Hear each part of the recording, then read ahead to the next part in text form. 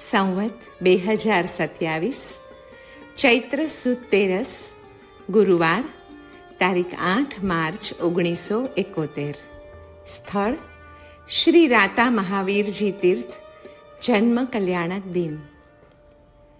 પ્રભુને પકડવાનો માર્ગ એ શબ્દ છે. નમસ્કાર એ માર્ગ છે. પંચ પરમેષ્ઠી એ દ્વાર છે અને સર્વ પાપના પ્રણાશ દ્વારા સર્વ મંગળમાં પ્રથમ મંગળ આત્મલાભ તે સાર છે. નવકાર દ્વારા પરમાત્માના નામ સ્મરણનું ફળ મહાન છે. સાધક શ્રુત જ્ઞાનનો પારગામી થાય છે. તે નષ્ટ આદિ અતીત આદિનો તત્ક્ષણ જ્ઞાતા થાય છે. ક્ષય આદિ રોગોનો નાશ પણ નામ સ્મરણથી થઈ શકે છે. અનુપમ વાણીનો પણ લાભ મળે છે. મહાત્માઓ વડે પણ અતિ માન મળે છે તથા પરલોકે શુભ ગતિ ગમન થાય છે. સ્વરો પરમાત્મા વાચક છે અને વ્યંજનો પરમાત્મા શક્તિ વાચક. આત્માની જ્ઞાન શક્તિ તેજ માતૃકા અને તેજ છે કુંડલિની. તેનું ઉન્મિલન કરનાર વૈખરી આદિ 4 પ્રકારની વાણીઓ છે. તેને જ ઉપચારથી માતૃકા કહેવામાં આવે છે. દ્વાદશાંગનો સાર સુનિર્મલ ધ્યાન યોગ છે અને ધ્યાન યોગની સિદ્ધિ માટે મનઃ પ્રસાદ સાધવો જરૂરી છે. તે મૂલોત્તર ગુણોના અનુષ્ઠાન વડે સાધ્ય છે. તેથી જ 5 સમિતિ અને 3 ગુપ્તિનું આચરણ પણ સારભૂત કહેવાય છે.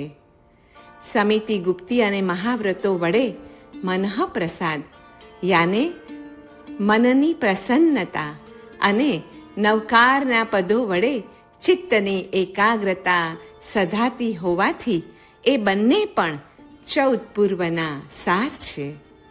નિર્મળ ધ્યાન યોગની સિદ્ધિનું સાધન નવકાર પદો અને સામાયિકનું અનુષ્ઠાન હોવાથી બંને 14 પૂર્વના સાર છે. બંનેનું સાધ્ય આત્મજ્ઞાન હોવાથી 14 પૂર્વનો તત્વથી સાર આત્મજ્ઞાન અર્થાત શુદ્ધ આત્માનો લાભ છે. વિશ્વમાં સારભૂત વસ્તુ આત્મતત્વ છે. તેની સિદ્ધિ જે અનુષ્ઠાનથી થાય છે તેને પણ સાર કહેવાય છે. ધ્યાતા ધ્યેય ધ્યાન વડે ત્રણેયની એકતા એ સમાપત્તિ છે અને તે ધ્યાન યોગનું ફળ છે. તેનું સાધન પવિત્ર મંત્ર પદોનું સમાલંબન છે. શ્રી નમસ્કાર મહામંત્રના પ્રથમ પદમાં જીવ સમાપત્તિ, દ્વિતીયમાં પરમાત્મ સમાપત્તિ અને ત્રીજા, ચોથા, 5મા પદમાં આત્મ સમાપત્તિ રહેલી છે. છેલ્લા 4 પદમાં સમાપત્તિની પણ સમાપત્તિ રહેલી છે. શ્રી જિનેશ્વર ભગવંત કેવળ જ્ઞાનના પ્રકાશથી સમસ્ત સંશયરૂપી અંધકારનો નાશ કરે છે. માટે જ જગતના દીવા છે. જિનેશ્વર ભગવંત દ્વારા જીવોને કુશળ કાર્ય કરવાની આજ્ઞા કરાય છે. માટે એમના વચનને જિનાજ્ઞા એ શબ્દથી જણાય છે. ઉપરયુક્ત વિશેષણોવાળી જિનાજ્ઞાનું એકાગ્ર ચિંતન તે જ આજ્ઞા વિચય ધર્મ ધ્યાન. અરિહંત 4 ઘાતી કર્મોથી રહિત છે. સિદ્ધ ભગવંતો ઘાતી અઘાતી ઉભય કર્મોથી રહિત છે. સાધુ 5 પ્રકારના આશ્રવથી રહિત છે અને ધર્મ એ 18 પાપસ્થાનકોથી રહિત છે. અને આ 4 શરણો ધર્મના ધ્યાનને ઉજ્જવળ કરે છે. પ્રણિપાત એ નમસ્કાર રૂપ છે. નમસ્કાર એ તિરસ્કારનું વિપ્રતીપ રૂપ છે અને તિરસ્કાર એ માન કશાયનું ફરજંદ છે. નમસ્કાર એ માન કશાયને ઝેર કરે છે અને નમન વૃત્તિ એ સર્વોત્કૃષ્ટ શુભ વૃત્તિ છે. તે માનની સાથે રહેનાર માયા, ક્રોધ, લોભ વૃત્તિનો એક સાથે વિલય કરી નાખે છે. માનને નમાવવા માટે નમોમાં સામર્થ્ય છે. એટલે જ નમો નમો નમો વારંવાર એ મંત્રનું ઉચ્ચારણ કરવું જોઈએ. મન માનની પ્રતિપક્ષી ભાવના નમ નામ છે. નમ અને નામના જાપ વડે મન અને માનને જીતી શકાય છે. મન વડે મદ તથા સ્વનામ વડે માન થાય છે. તે બંનેને વિશ્વમન અને વિશ્વમાન વડે નમાવી શકાય છે. વિશ્વમન આર્હંત્ય છે અને વિશ્વનામ અરિહંત. અક્ષર માત્ર અવિનાશી આત્માનું નામ છે. તે સર્જક છે. ઓમ અક્ષર મોક્ષ અને કામનો, નમો અક્ષર મોક્ષનો, અર્હમ અક્ષર અને બીજા પણ અક્ષર વિન્યાસો જેવી સૃષ્ટિ રચવી હોય તેવી સૃષ્ટિના સર્જક બની શકે છે. નમસ્કાર રૂપ મહાશ્રુત સ્કંદ. શ્રુત સાગરનો પાર પામવા માટેનું પ્રથમ સોપાન એ દેવગુરુને પ્રણામ છે, કેમ કે તે મહાશ્રુત સ્કંદ છે. દેવગુરુને પ્રણામ એ સર્વ શ્રુતોમાં વ્યાપ્ત છે.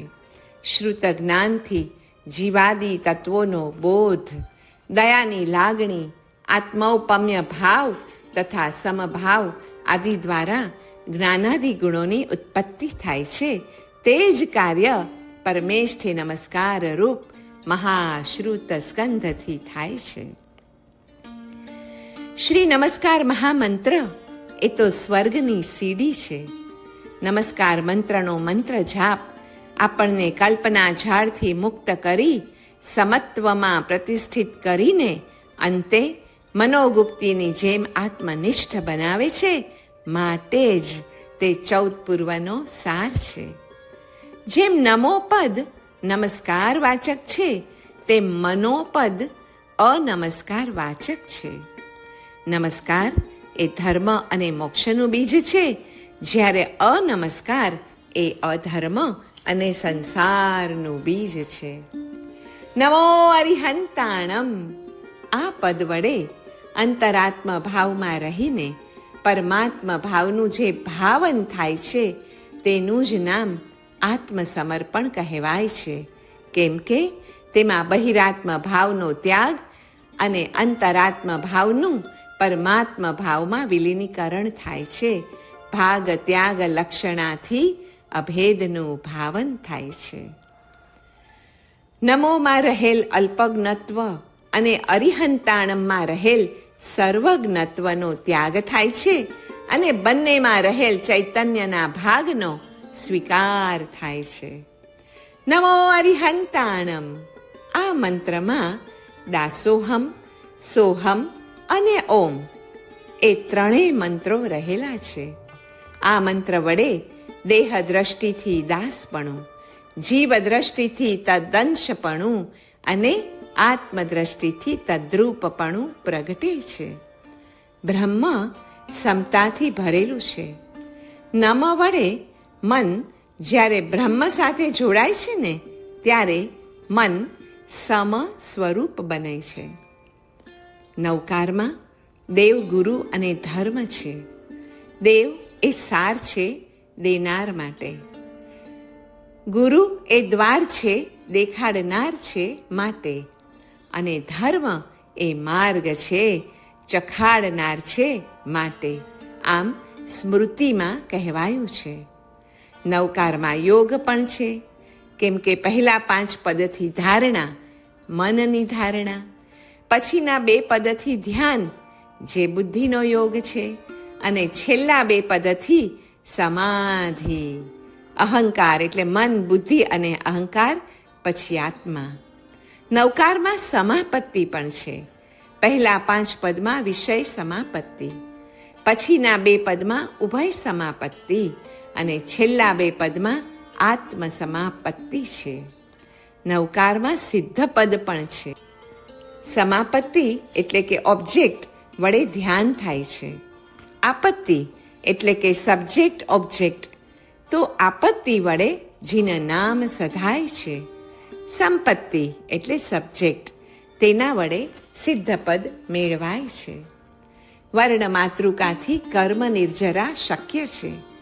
માતૃકાના પ્રત્યેક વર્ણનો ઉચ્ચાર અને એના વખતે ઉચ્ચાર રૂપે જે નાદ વ્યક્ત થાય છે ને, તેમાં મનની સ્મૃતિરૂપી વૃત્તિ એકાગ્રતાપૂર્વક જોડવાથી નાદાનુસંધાનપૂર્વક આત્માનું અનુસંધાન સાક્ષાત થાય છે. અને તેમાં કારણ એ છે કે માતૃકાનો દરેક વર્ણ સંકેતથી નિરપેક્ષ છે, તેથી વાચ્યાર્થથી રહિત છે. જે સંકેતવાળા શબ્દો હોય તે સંકેતની સ્મૃતિ વડે બાહ્ય વાચ્ય અર્થોનો સાક્ષાત્કાર થાય છે. સંકેતવાળા શબ્દોમાં શબ્દ અને અર્થનો વાચ્ય અને વાચક જેવો સંબંધ છે. માતૃકાના વર્ણોચ્ચારમાં વાચ્ય ન હોવાથી વાચક પણ નથી, અને તેથી જ કેવળ નાદનો જ અનુભવ થાય છે. વર્ણનો આત્મા નાદ હોવાથી તેના અનુસંધાન વડે સાધક સર્વશ્રુતનો પારગામી થાય. તેથી જ કહ્યું છે કે માતૃકાના સંસ્મરણ માત્રથી શ્રુત જ્ઞાનના પારને પમાય છે. શ્રુત જ્ઞાનાવરણીય કર્મોની નિર્જરા કરવાનું સચોટ સાધન માતૃકાઓનું સંસ્મરણ છે. માતૃકાના સ્મરણ વડે વાણીનો અતિશય પ્રાપ્ત થાય છે. નવકાર જાપ દ્વારા કેવી રીતે શરણ્ય બનાય? તો એનો ઉત્તર એ છે કે સહજ મલને સ્વીકારવાથી સાચી ગરહા થાય છે, અને ભવ્યત્વને સ્વીકારવાથી સાચી અનુમોદના થાય છે. હવે ભવ્યત્વ ભાવના પૂર્ણ વિકાસ વડે સહજ મલનો સર્વથા ક્ષય કરવાથી શરણ્ય બનાય છે. શરણગમનનું મહાત્મ્ય આટલું બધું શાથી? કારણ કે શરણગમન વડે વ્યવહાર નહીંથી અરિહંત આદિનું અને નિશ્ચય નહીંથી શુદ્ધ આત્માનું શરણ પ્રાપ્ત થાય છે. શરણગમન વડે સુકૃત કરવાનું સામર્થ્ય પ્રાપ્ત થાય છે, અને સુકૃત કરવાના સામર્થ્ય વડે દુષ્કૃત ગરહા સાર્થક થાય છે. માનવ એટલે શું? અરે, મનને નમાવે તે માનવ. મન નમાવવાનું છે માલિકને, અને માલિક છે ઈશ્વર, અર્થાત શુદ્ધ જીવ. અહમનો ઇનકાર એટલે પાપ પ્રતિઘાત, તથા અર્હમનો સ્વીકાર એટલે ગુણ બીજાધાન. નમસ્કારમાં સ્વનો ઇનકાર, સર્વ કે સતનો સ્વીકાર છે. શ્રી નમસ્કાર મહામંત્ર સિદ્ધિનું બીજ છે. શ્રદ્ધા, મેધા આદિ વડે એવો નિર્ણય થઈ જાય છે કે નમસ્કાર વડે બોધિ, સમાધિ અને સિદ્ધિ મળે છે. શ્રદ્ધા, મેધા આદિ ઈચ્છા પ્રવૃત્તિ અને સ્થિરતાને પમાડે છે, તેના પરિણામે સિદ્ધિ મળે છે. નમસ્કાર એ વંદન, પૂજન, સત્કાર, સન્માન સ્વરૂપ છે, અને શ્રદ્ધા આદિ વડે નમસ્કાર કરવાથી તો બોધિ લાભ સુદ્ધા થાય છે. બોધિ વડે ઈચ્છાદિ યમોની વૃદ્ધિ થવાથી અંતે સિદ્ધિ મળે છે, અને તેથી શ્રી નમસ્કાર મહામંત્ર એ સિદ્ધિનો પરમ હેતુ તથા પરંપરાએ સિદ્ધિનું બીજ બને છે. મોક્ષ માર્ગના પ્રવેશવાના 3 દ્વાર છે. આપણે નક્કી કરવાનું છે કે આપણે કયા દ્વારમાંથી પ્રવેશ મેળવવો. બીજાનું દુઃખ દેખીને દયાર્દ્ર થવું તે પ્રથમ દ્વાર છે. દેવ, ગુરુ અને અતિથિનો સત્કાર કરવો એ મોક્ષ માર્ગમાં પ્રવેશવાનું દ્વિતીય દ્વાર છે, અને દીન, અનાથ આદિનો ઉદ્ધાર કરવો એ અંતિમ ત્રીજું દ્વાર છે. શ્રી નમસ્કાર મહામંત્રના જાપ દ્વારા આ 3 દ્વારો તત્કાળ ખુલી જાય છે. નવકાર ઉપર ઉત્સર્ગ અપવાદ. કોઈ પણ પ્રચલિત ધર્મના જીવન પ્રાણ એ તેના આચાર અને ક્રિયા છે. શ્રી નવકાર મહાશ્રુત સ્કંધના સ્મરણ અને ધ્યાનપૂર્વકની આરાધનાનો ઉપદેશ એ ઉત્કૃષ્ટ મોક્ષ માર્ગનો ઉપદેશ છે. તેના સ્મરણ કે નમો અરિહંતાણમ એટલું જ માત્ર બોલવાથી પણ મોક્ષ મળે, આ ઉત્સર્ગ માર્ગ છે. નમો દ્વારા મોક્ષદાયકતા કઈ રીતે છે? દ્રવ્યાનુયોગ દ્રષ્ટિથી શ્રી અરિહંત પ્રભુ એક વિશુદ્ધ આત્મદ્રવ્ય રૂપ પદાર્થ છે અને ચરણાનુયોગ દ્રષ્ટિથી તેમને નમસ્કાર કરવો એ આત્મવિકાસનું મોક્ષ સાધક સાધન બની રહે છે. માટે તે દ્રષ્ટિથી નમો દ્વારા મોક્ષદાયકતા સાધનતા સિદ્ધ થાય છે. નમો દ્વારા ચરણાનુયોગથી અચિંત્ય શક્તિયુક્ત શ્રી અરિહંત પદાર્થનો આત્મકલ્યાણમાં ઉપયોગ કરાય છે. નમોમાં સાધકને મોક્ષ આપવાની અદ્ભુત તાકાત રહેલી છે. નમોનો ઉપયોગ કરે તો જ સાધક આરાધક બની શકે. સાધકને નમોના ઉપયોગપૂર્વક શ્રી અરિહંત ભગવંત આરાધ્ય સ્થાને હોય છે. અન્યથા દ્રવ્યાનુયોગની દ્રષ્ટિથી તે જગતની એક વસ્તુ રહે છે. નમો અરિહંતાણમ એ ઉત્કૃષ્ટ આરાધનાના સાધનરૂપ બની રહે છે. આરાધનામાં આરાધક અને આરાધ્ય બંનેની અપેક્ષા છે. આરાધના એ કારણ છે અને એનું કાર્ય એ મોક્ષ છે. મોક્ષરૂપી કાર્યને સિદ્ધ કરવામાં આરાધક અને આરાધ્ય એ આરાધના દ્વારા સહાયક થાય છે. આરાધના જેમ મોક્ષનું કારણ છે તેમ આરાધનાને જો કાર્ય ગણીએ તો તેની કારણ સામગ્રીમાં આરાધ્ય અને આરાધકનો સમાવેશ થઈ જાય છે. આરાધનાના એક સાધન તરીકે શ્રી નમસ્કાર મહામંત્ર છે. એવા પણ ભવ્યાત્માઓ હોય છે કે એક જ નમસ્કાર તેમને સંસાર સાગરથી પાર કરી દે, પરંતુ બધાની તથા ભવ્યતા તેવી હોતી નથી. તેથી જ નમોનો સમ્યક વ્યાયામ કરવા માટે કરેમી ભંતે સૂત્ર છે, જેનો અર્થ વિસ્તાર દ્વાદશાંગી રૂપ છે. નમો અરિહંતાણમ આદર્શ રૂપ છે, જેને પ્રાપ્ત કરવાનું વ્યવહારુ સાધન કરેમી ભંતે સૂત્ર છે. નમસ્કાર કરવાનો વિધિ 6 આવશ્યક રૂપ છે. સાવધ્ય યોગના ત્યાગના પચખાણો, 24 સ્તવો, ગુરુ વંદનો, નિંદા ગર્હા તથા વિવિધ પ્રકારે મિચ્છામી દુક્કડમ રૂપી પ્રતિક્રમણો આદિ 6 આવશ્યક સાધન છે. સામાયિકનું ઉત્કૃષ્ટ ફળ કાયોત્સર્ગ છે. મન વચન કાયાના વ્યાપારોનો વિસર્ગ છે. તે ઉત્સર્ગ આરાધનાનું સાધન શ્રી નવકાર મહામંત્ર અને અપવાદ નિયમરૂપ ષડ આવશ્યક અપરિહાણી આદિ છે. તેમાં પૂજા, યાત્રા, વંદન, પ્રતિક્રમણ આદિ કાયોત્સર્ગના આસન, મુદ્રા વગેરે અનુષ્ઠાનો કહ્યા છે, જેનું વર્ણન આગમોમાં ભર્યું છે. નમોને સિદ્ધ કરવાના વ્યવહારિક સાધનરૂપ ષડ આવશ્યકના સૌ અનુષ્ઠાનો ધર્મરાજાના સામ્રાજ્યના સુભટો રૂપે બધે ફેલાયેલા છે. તે મોહ રાજાના સામ્રાજ્યને હટાવવાનું તે સ્વરૂપે કાર્ય બજાવતા રહે છે. કરેમી ભંતે મારફત ધર્મ સામ્રાજ્ય ફેલાયેલ છે. એક દ્રષ્ટિએ નવકાર અને સામાયિક બંને અભિન્ન છે, અથવા નમોનો વિસ્તાર કરેમી ભંતે છે. નમો માત્રથી બધા જીવો મોક્ષ નથી પામી શકતા. તેથી તે જીવોની ભૂમિકા મુજબ તેમની શક્તિને વિકસાવવાના સાધન તરીકે કરેમી ભંતેનો ઉપયોગ છે. એ રીતે ઉત્સર્ગ નમસ્કાર સ્મરણ અને અપવાદ નમસ્કાર સ્મરણ એમ 2 ભેદ પડે છે. અનુષ્ઠાનો સિવાયના કાળમાં સ્તવ પરિજ્ઞા, જ્ઞાન પરિજ્ઞા આદિ શ્રુતોનો સ્વાધ્યાય કરવાનો મુખ્ય આદેશ છે.